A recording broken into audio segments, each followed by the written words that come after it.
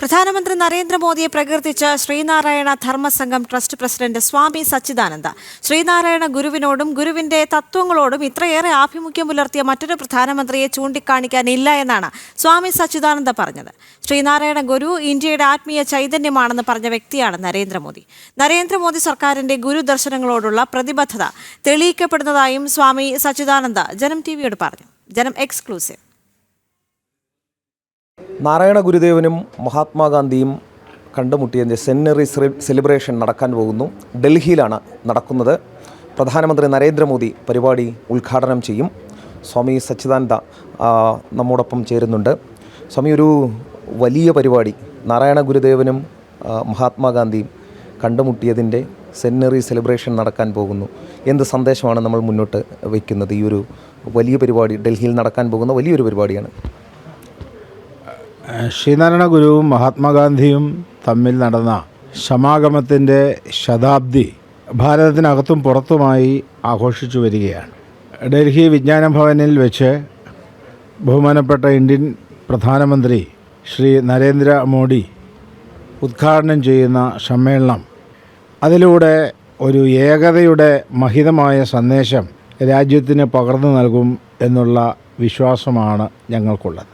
നാരായണ ഗുരുദേവൻ പോലെയുള്ള ആധ്യാത്മിക ആചാര്യന്മാർ ഉഴുതുമറിച്ച മണ്ണാണ് കേരളത്തിൻ്റേത്. ജാതി വ്യവസ്ഥയ്ക്കെതിരെ ജാതി വ്യവസ്ഥ നീക്കാൻ വേണ്ടി വളരെയധികം അദ്ദേഹത്തിൻ്റെ ഭാഗത്തുനിന്നടക്കം ശ്രമങ്ങളുണ്ടായി. ഇപ്പോഴും നമ്മുടെ സമൂഹത്തിൽ, കേരള സമൂഹത്തിൽ അത്തരത്തിൽ ജാതി ചിന്ത നിലനിൽക്കുന്നുണ്ട് എന്നങ്ങ് കരുതുന്നുണ്ടോ? മഹാത്മാഗാന്ധി ഗുരുവിനെ സന്ദർശിക്കുന്ന ആ സമയത്ത് ഗാന്ധിജിക്ക് പോലും ഒരു ജാതി, ഒരു മതം, ഒരു ദൈവം എന്നുള്ള ഗുരുവിൻ്റെ വിശ്വദർശനത്തെ അംഗീകരിക്കുവാൻ സാധിക്കുമായിരുന്നില്ല. ഡൽഹിയിൽ വിജ്ഞാന ഭവനിൽ നടക്കുന്ന സമ്മേളനത്തിലൂടെ മനുഷ്യരെല്ലാം ഒന്ന് എന്നുള്ള മഹിതമായ സന്ദേശം ലോകമെമ്പാടും എത്തിക്കുവാൻ ബഹുമാന്യനായ നരേന്ദ്രമോദിജിയുടെ സന്ദേശം പര്യാപ്തമാകും എന്ന് ഞങ്ങൾ വിശ്വസിക്കുന്നു. ഈ തലമുറയ്ക്കിടയിൽ ഇപ്പോഴും ജാതി ചിന്ത അത്തരത്തിലുള്ള കാര്യങ്ങൾ നിലനിൽക്കുന്നുണ്ട് എന്ന് അങ്ങ് കരുതുന്നുണ്ടോ? ഈ അധസ്ഥിത പിന്നോക്ക ജനവിഭാഗങ്ങൾക്ക് വേണ്ടവണ്ണം ഇന്നും പ്രാതിനിധ്യം ലഭിച്ചിട്ടില്ല എന്നത് കേവലമായ ഒരു വാസ്തവമാണ്, സത്യമാണ്. എല്ലാ ജനവിഭാഗങ്ങൾക്കും തുല്യമായ സാമൂഹിക നീതി കൈവന്നാൽ മാത്രമേ ജാതിഭേദം ഇല്ലാതായി എന്ന് നമുക്ക് കരുതുവാൻ സാധിക്കുകയുള്ളൂ. ആ രീതിയിലുള്ള പ്രവർത്തനവും രാജ്യത്ത് ആവശ്യമാണ് എന്നാണ് ശിവഗിരി മഠത്തിൻ്റെ അഭിപ്രായം. ഇപ്പോൾ നാരായണ ഗുരുദേവൻ്റെയും അതോടൊപ്പം മഹാത്മാഗാന്ധിയുടെയും സമാഗമം, അതിൻ്റെ സെന്ററി സെലിബ്രേഷൻ നടക്കുന്നു. പ്രധാനമന്ത്രി അതിൽ പങ്കെടുക്കുന്നു. ശിവഗിരി മഠം അതിൻ്റെ മുഴുവൻ ശ്രദ്ധയും അല്ലെങ്കിൽ മുഴുവൻ ശക്തിയും ഉപയോഗിച്ചത് ലോകത്ത് മുഴുവൻ പ്രചരിപ്പിക്കാനും ശ്രമിക്കുന്നു. വലിയൊരു മാറ്റം ഈ ഒരു പരിപാടിയിലൂടെ നമുക്ക് കൊണ്ടുവരാൻ കഴിയുമെന്ന് തന്നെയാണോ പ്രതീക്ഷിക്കുന്നത്? ശിവഗിരി മഠത്തിന് പ്രത്യേകമായ രാഷ്ട്രീയ ലക്ഷ്യങ്ങളോ ഭേദങ്ങളോ ഇല്ല. രാജ്യത്ത് മാറി മാറി വരുന്ന ഗവൺമെൻറ്റുകൾ ശിവഗിരി മഠവുമായി വളരെ സൗഹാർദ്ദ നിലയിലാണ് പ്രവർത്തിച്ചു പോന്നിട്ടുള്ളത്.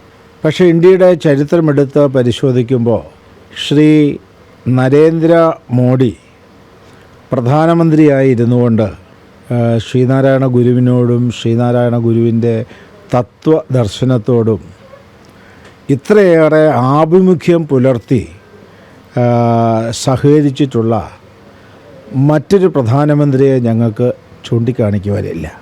ഇപ്പോൾ തന്നെ ഈ വിജ്ഞാന ഭവനിൽ നടക്കുന്ന സമ്മേളനം, ശതാബ്ദി ആഘോഷം, അത് വിജയിപ്പിക്കുവാൻ ബഹുമാനപ്പെട്ട പ്രധാനമന്ത്രിയുടെ സാന്നിധ്യം ആവശ്യമാണ്.